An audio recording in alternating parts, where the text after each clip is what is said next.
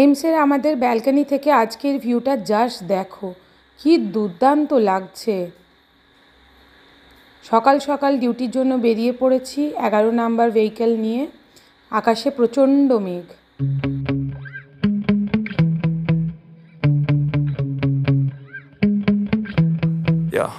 আছে খিচুড়ি, বেগুন ভাজা, মাছ ভাজা, দই আর চাটনি। এক পশলা বৃষ্টি হয়ে গেছে। লাঞ্চ করে আবার পৌঁছে গেছি হসপিটালে, আর তার সাথে সুন্দর সুন্দর গ্রিনারি দেখতে দেখতে।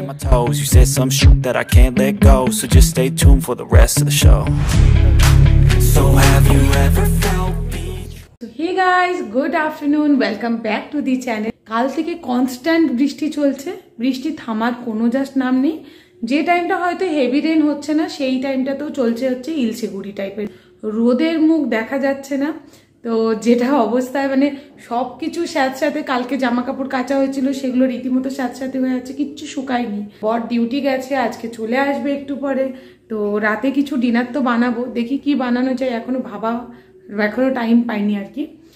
বেজে গেছে ঘড়িতে হচ্ছে গিয়ে 6টা বাজতে 10। জাস্ট চা খেয়ে এসেছি ডিউটি থেকে, তাই আপাতত এখন আর চা খাওয়ার সেরকমও খুব একটা ইচ্ছে নেই। জাস্ট তোমাদেরকে একবার ওয়েদারটা দেখাই। তবে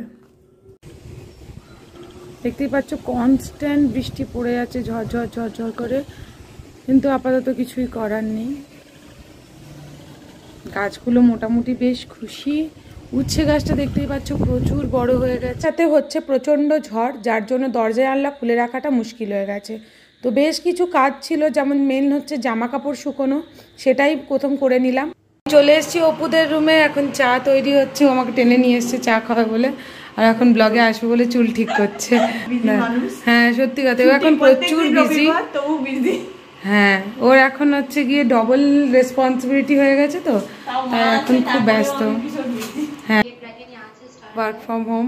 কিছু বলো কাকিমা। কি বলবো, হাই বলো।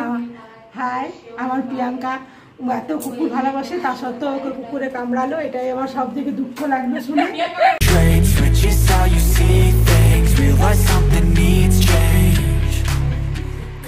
রেডি হয়ে গেছে আমাদের চা, চায়ের সাথে 2 রকমের টা। আর এখানে কাকিমা, নতুন আমাদের কাকিমা এসে গেছে নর্থ বেঙ্গল থেকে, মেঘমিতার মা। এসে গেছি, এবার যে ইম্পর্টেন্ট কাজগুলো করব, এই গাছগুলোকে আজ লাগিয়ে ফেলবো। এই ড্রেসিনাটাকে প্রথমে লাগিয়ে দেবো। তো হচ্ছে গিয়ে যেরকম ওয়েদারটা করে আছে, তাতে আমি এটাকে হচ্ছে গিয়ে ওই একদম বেডরুমের ব্যালকনির সাথে রেখে দেবো।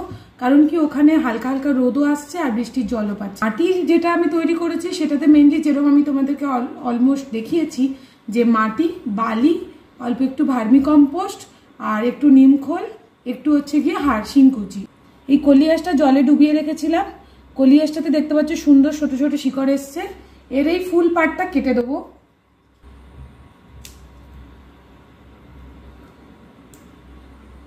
কি দারুণ এসছে না ফুলটা। এই কেটে দিয়েছি, নিচ থেকেও বেশ কয়েকটা পাতা কেটে দেবো।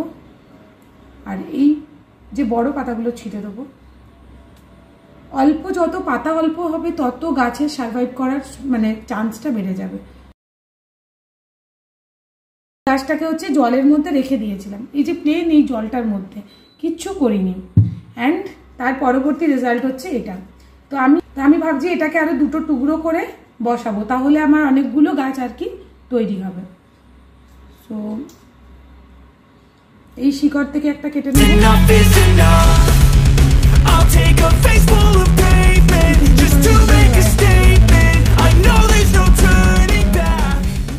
একটা স্নেকেরও কাটিং ছিল, সেটাও আজকে লাগিয়ে ফেললাম।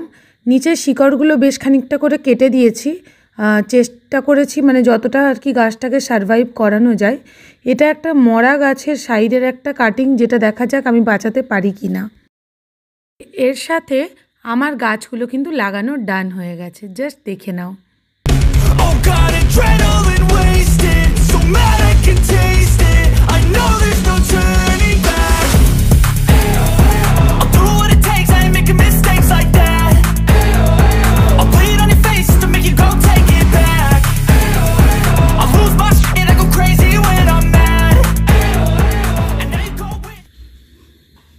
বাই দ্য ওয়ে, আমি কিছুদিন আগে একটা এক্সপেরিমেন্ট করার চেষ্টা করেছিলাম।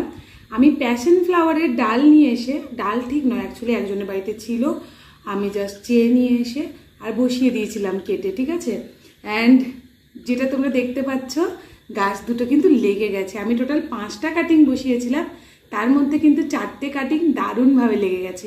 তো তোমরাও যদি আমার মতো ভাবছো যে প্যাশন ফ্লাওয়ার কাটিং থেকে গ্রো হয় কি না, তো আমি বলবো একদম হয়। এই যে মেশটাকে ক্রিয়েট করেছি, এবার এটাকে ক্লিয়ার করে আর চলে যাবো রান্নার দিকে।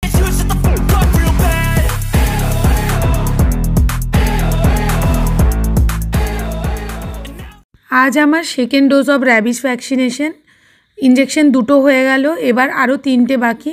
বাই দ্য ওয়ে আজকের ভ্যাকসিনটা কিন্তু বডি দিয়ে দিয়েছে।